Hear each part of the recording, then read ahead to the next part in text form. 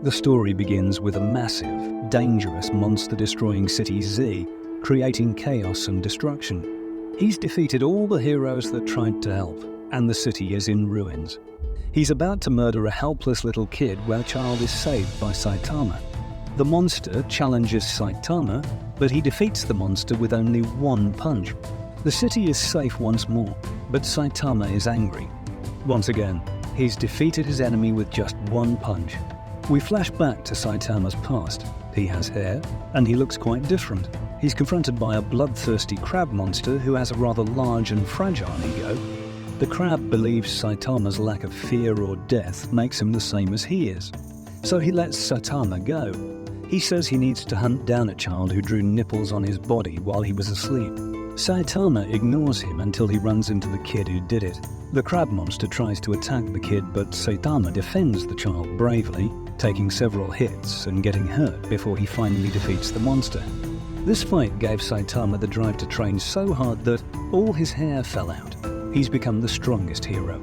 In fact, Saitama's become a bit too strong. With no challenges, no fear, and no real enemy, Saitama feels empty. He has no reaction when the city is attacked once more by yet another monster. Remind me never to move to City Z. We witness the drive, motivation, and delusion of two brothers as they strive to become stronger and take over the world. One brother convinces the other to take a potion that turns him into a titan of epic proportions, and together they wreak havoc over City Z. Their long-awaited assault comes to a stop the moment Saitama appears. All their work comes to nothing. He instantly ends their mission with one punch. Saitama always wins. Saitama wonders why he feels so empty. He seems depressed and purposeless. He even dreams of an epic battle where he finally feels like he's met his match. He dreams of the exhilaration of a real fight, but the reality is wholly different. Saitama is the strongest hero. The next episode begins with a lone cyborg heading to City Z, walking across a rather scary-looking field. Everyone in City Z is being evacuated due to a mysterious invasion of mosquitoes. These little buggers are even giving Saitama a run for his money. Fly 1, Saitama 0. One overconfident fool decides that the evacuation notice isn't that serious and sticks around looting people's stuff. He gets swift justice from an evil mosquito swarm that strips him down to nothing. It's pretty gross. All this blood is food for the mosquito's queen, the Mosquito Girl. She's strikingly beautiful, and also she's a mega mosquito. She feels she's won until she's confronted by the cyborg boy, who wants to defend the city. At the start of their battle, Mosquito Girl has a tough time handling the cyborg's attacks.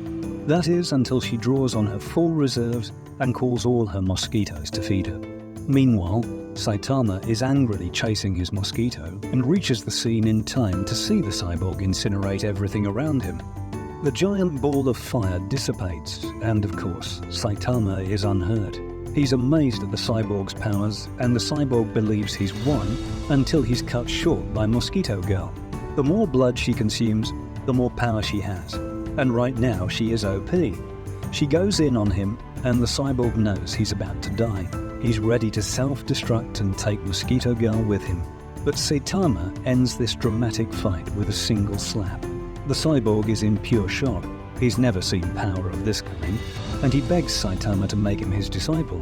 Saitama thinks nothing of it and mumbles yes, only for the cyborg to show up at his house. His name is Genos. He's a young boy whose village was destroyed by a mysterious cyborg when he was 15.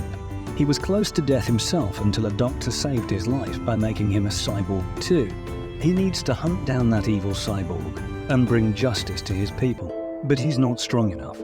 He wants to be as strong as Saitama. Their conversation is cut short when Genos senses suspicious movement and a monster breaks in through Saitama's roof. This group of monsters come from the House of Evolution, a seedy human experimentation company led by an old man who becomes young forever and then makes a million clones of himself. Talk about being a narcissist. He's obsessed with evolving humans into a higher, stronger form. In fact, Mosquito Girl was his creation. The scientist is impressed that Saitama defeated her, and he wants to experiment on him. However, Saitama easily beats his entire team, and they get the location of the scientist's lab. They show up and Genos instantly blows up the entire building for his teacher. They proceed to check out an underground hatch, only to be faced with Hashida Kabuto, the fiercest, strongest, baddest, and cheekiest monster in the House of Evolution. Kabuto quickly turns Genos into a piece of modern art.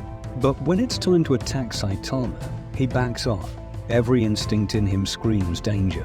He can feel that Saitama will end him. He asks Saitama what we all want to know. How the heck did he do this? How did he get so impossibly strong? Saitama reveals the secret of his 3-year-long training. He did 100 push-ups, 100 sit-ups, 100 squats, and ran 10 kilometers every single day.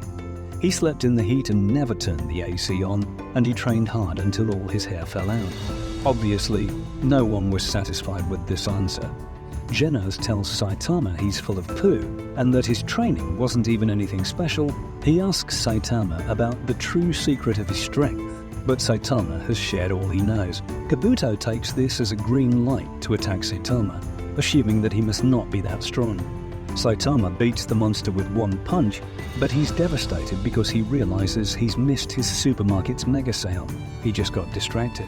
Genos and Saitama run to catch the sale, and the scientist realizes that he knows nothing about human beings. In the next episode, a goon named Hammerhead and his crew use supersuits to wreak havoc on the city.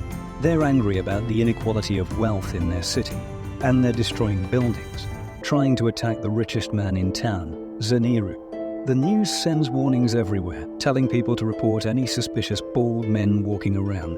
Saitama takes this as a personal offense to his own baldness and decides to teach Hammerhead a lesson. Meanwhile, Zeniru is frightened, so he sends his private assassin Sonic to apprehend Hammerhead and his men. Sonic ends the fight swiftly with his fearsome ninja skills, but he oversteps when he sees Saitama and mistakes him for one of Hammerhead's goons. Sonic is even more disturbed to see Saitama repel 2 of his attacks. This is an offense to his ego and his ninja skills. He decides to attack Saitama with everything he has, only to end up with a bruise on his undercarriage.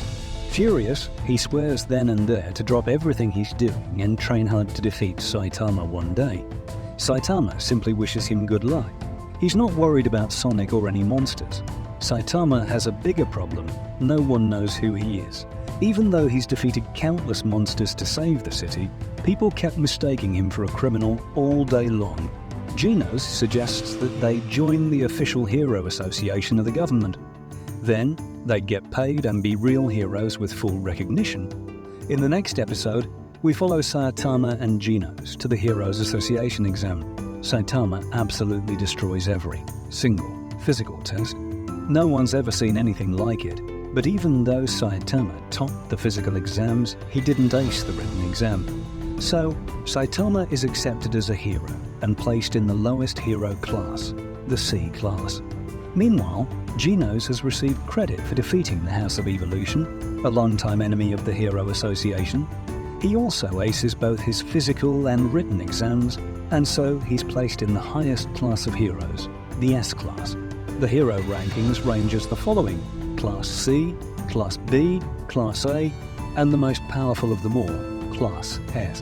The Hero Association is full of politics, jealous characters, and people with ulterior motives, although none of them bothers Saitama. Genos doesn't care about the rankings and praise either. All he wants is to train and become strong like his teacher, but he simply can't figure out the source of Saitama's power. No one, not even Saitama himself, knows the secret to his godlike strength. In the next episode, the unluckiest nation in the world is in danger once again. A meteor is heading straight toward them, and if it hits, it will annihilate everything. Genos tries his best to stop the meteor along with another S-class hero, Bang. With only a minute left before the meteor hits, Genos gets ready to lay down his life again, but Saitama flies in, ready to save the day and his disciple. He shatters through the meteor, which explodes into 1,000,000 pieces, covering the city in fiery showers. Still better than total annihilation. Bang is in shock, and Genos is more in awe of Saitama than ever before. However, the people of the city aren't happy. They're angry about the destruction of their homes, and they don't realize that they were just saved from being vaporized by the meteor. They're screaming at Saitama, humiliating him and calling him names until he finally loses it. He's screaming to defend himself. He says he's only a hero for fun and he doesn't care if they admire him. He's bubbling with rage, but Genos shows up and takes him away. These idiots aren't worth it. Genos knows that Saitama is the one true hero. He will follow him anywhere. The next episode starts with the assault of a new league of monsters, the Seafolk. Seriously, why are all monsters attracted to this place? A Class A hero beats several monsters to a pulp, but he's instantly defeated by the Deep Sea King, ruler of the Seafolk. The Deep Sea King seems unbeatable. He defeats several heroes and S-class criminals. He completely terrorizes the citizens until Genos shows up to put a stop to his actions. Their fight is fearsome, and it looks like Genos has the upper hand. However, when the Deep Sea King attacks a little child, Genos throws himself in her way, saving her life but falling prey to the monster. The Deep Sea King is about to kill Genos when Saitama arrives. The monster's attacks on him have zero effect. The public is stunned. Genos isn't surprised. Saitama kills the monster in one swift punch. One troll says that if someone as ordinary looking as Saitama defeated the monster must not be that tough. People shout at the little troll, but he goes on to insult the heroes of the association, saying this is their job, but they're bad at it, and people are actually starting to believe him. Saitama calls their attention and says that the only reason he could beat the Deep Sea King was that his fellow heroes weakened him. All their sacrifice, struggle, and pain were worth it. He was simply taking the credit. The citizens return to admiring the injured heroes while Saitama walks away without taking his true credit, once again. In the next episode, we meet the members of the S-Class, the strongest heroes in the world. Saitama is only in B-Class, but he tags along for the meeting with Genos. Their country has been plagued with strange happenings and relentless monster attacks, and it's about to get worse. A renowned fortune teller predicts great destruction and peril for the Earth. She says humanity won't survive this. Then, she chokes on a lozenge and dies. The Hero Association support staff is very concerned while the heroes themselves are unfazed. Almost on cue, another great peril descends upon this nation. A monstrous spaceship descends upon the Earth and creates destruction everywhere. A weird mudman with multiple heads is about to attack a family, but the heroes come in to fight him. The monster is fearsome and seeks to regenerate from any attack. It takes a long time for the S-Class and A-Class heroes to figure out how to beat him. Meanwhile, Saitama decides to fly into the spaceship and ask the intruders to leave. The aliens are obviously no match for Saitama. He defeats all of them and makes his way to their leader, Lord Boros, who has been patiently waiting for Saitama, not just now but for years. Boros was obsessed with being the strongest entity in the universe. He used his power to take over entire planets and destroy several species, and even though he got what he wanted, unstoppable power that had no match, he felt deeply empty inside. He was losing himself in an abyss of boredom. And then, a fortune teller told him that there existed one who was stronger than him, one who would beat Boros easily. Tempted by the thrill of a real fight, Boros spent years searching for Saitama, determined to find his match. Boros' thrill and excitement are in strong contrast to Saitama's boredom. Even as Boros goes all out with his godlike powers, Saitama looks unaffected, empty. This time, the enemy doesn't go down with one punch. Even after taking a hit from the strongest men alive, Boros gets up and attacks him once more, literally sending Saitama to the moon. Saitama returns, digging a crater into the moon on his way back, and finishes the fight. Boros has lost. The fortune teller was beyond right. Saitama didn't even flinch. He didn't even have to try to beat him. But somehow, Boros seems satisfied in his final moments, while Saitama walks away solemnly. With their leader gone, the alien ship crashes to the ground. Saitama punches his way out and is immediately met with a hero and with Genos, who's happy to see that his master and friend is okay. Saitama's solemn air is gone as his friends take his attention. This is the end of Season 1. There's a lot more to this story than what we've covered here. Each character in this show is enjoyable and unique in their own way, and no one makes me laugh harder than Saitama. This show is a must-watch. To check out the summary of the next season, head over to Part 2. If you'd like more recaps or if you'd like me to review my favourite shows, drop a comment and subscribe.